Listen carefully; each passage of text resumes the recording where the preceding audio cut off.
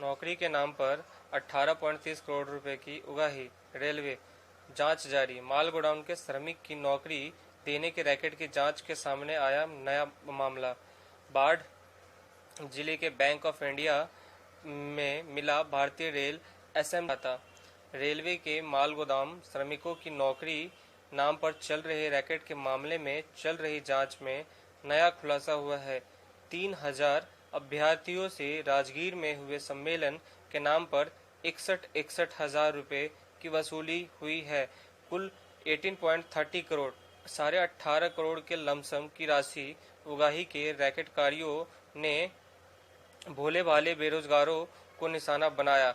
इस मामले में गिरफ्तार लोगों को मोबाइल की जांच व कई अभ्यर्थियों द्वारा पुलिस के सामने प्रस्तुत किए गए साक्ष्य के बाद अब जांच का द्वार बढ़ता जा रहा है। साक्ष्य में जो कूपन मिले, जिसमें दर्ज खाता नंबर पीएनबी का है, मामले के अनुसंधानकर्ता शरतेंदु शरत जब पीएनबी के स्थानीय शाखा में गए तो वैसा खाता नहीं पाया गया।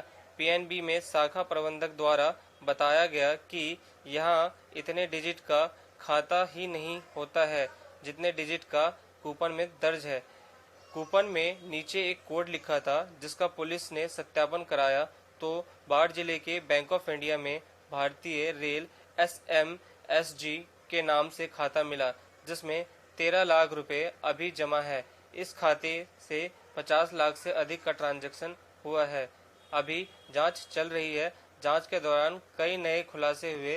बाढ़ जिले में जो खाता मिला उसे फ्रीज कर दिया गया है।